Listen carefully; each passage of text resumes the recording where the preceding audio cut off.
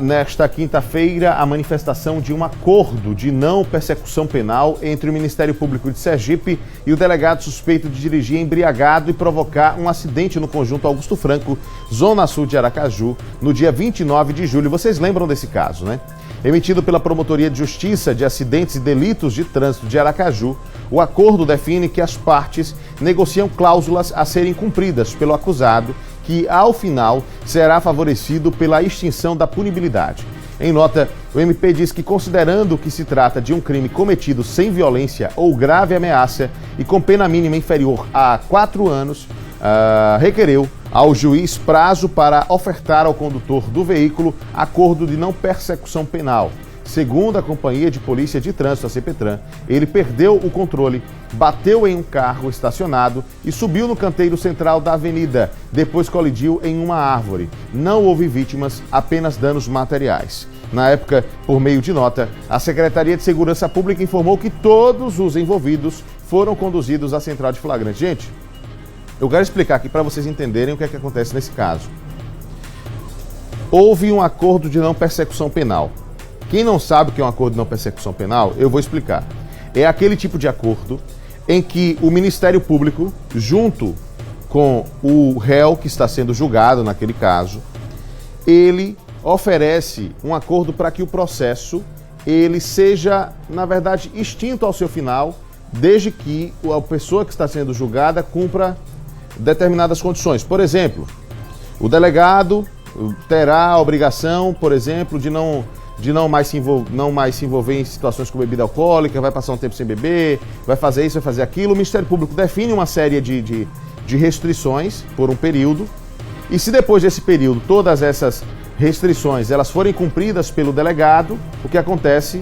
A punibilidade ela é extinta. Ou seja, o que eu estou querendo dizer para você aqui é o seguinte: o delegado cometeu um crime, alguém tem dúvida disso? Senão ele não estava sendo julgado por esse crime. Mas o que é que vai acontecer? No final do processo é como se ele não tivesse cometido nada. Vocês entendem o que eu estou dizendo? O que é que acontece com um cidadão quando ele comete um crime? Ele é julgado e condenado. Ainda que ele não seja preso, que ele cumpra no regime aberto, no regime semiaberto, ou mesmo que vá para o fechado e depois seja solto, ele vive a sua vida normalmente, mas no final vai estar na ficha dele que ele foi condenado, vai estar a marca ali de que ele cometeu um crime. Com esse delegado isso não vai acontecer. Vocês entenderam? O acordo de não persecução penal é isso. Ele vai cumprir os pré-requisitos durante a fase processual, depois de um tempo vai se analisar se ele cumpriu tudo. Ele cumprindo aquilo ali é como se a punibilidade não existisse, como se o crime não tivesse sido cometido. Estou falando isso aqui para você entender o que aconteceu. É algo incomum dentro do judiciário? Não. É algo possível. E até um direito, viu, de quem está sendo julgado, que se ofereça esse acordo de não persecução penal. Alguns doutrinadores do direito entendem como um direito mesmo do cidadão. Mas a gente conhece vários casos em que isso não acontece.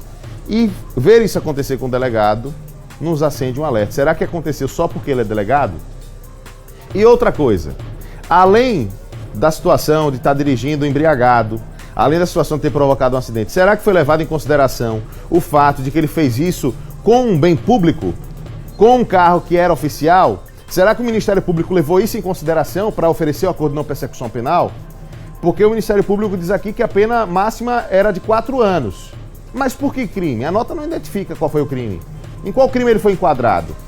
Vamos trazer esses fatos a público para que a gente possa explicar melhor à população. Enquadraram ele qual crime? Porque para mim aí existe mais de um. Tem o uso do bem público também para finalidade escusa. Ele estava com o bem público dirigindo embriagado. Se isso não agrava a pena, eu não sei o que agrava. Então como é que a pena máxima era de 4 anos? Vamos divulgar. Esse caso precisa de mais transparência. Nós cobramos aqui transparência da Secretaria de Segurança Pública e agora nós vamos cobrar de todos os entes, não só da Segurança Pública, como do Ministério Público, como do Judiciário.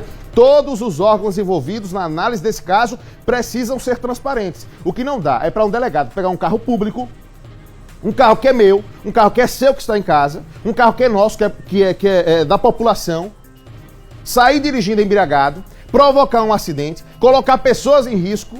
Aí ele vai agora para o Judiciário, o Ministério Público oferece um acordo de não persecução penal, ele vai cumprir pré-requisitos básicos ali que ninguém vai nem conferir, porque ninguém fiscaliza isso, e tá tudo certo, e daqui a algum tempo vai ser extinta a punibilidade e ele não fez nada. Ele vai viver na sociedade como se não fez nada.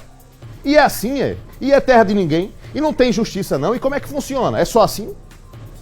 no mínimo, transparência para poder explicar o que é que está acontecendo. Repito, acordo de não persecução penal, eu entendo, todo mundo sabe. É um direito de quem está sendo julgado. Mas vamos lá, quais foram os crimes? É 4 anos mesmo? Só foi por um crime? Quais foram? Eu quero publicidade, o que a gente precisa é disso. É de que o caso seja divulgado e que tenha transparência, porque senão a população fica se sentindo feita de palhaça. E essa é a sensação e não dá para ser diferente. Nós vamos continuar acompanhando esse caso. Vamos colocar como um dos nossos objetivos aqui, entender essa história melhor. A gente precisa entender essa história melhor. E não é porque a gente quer não, é porque a população merece. A população merece entender toda essa história melhor.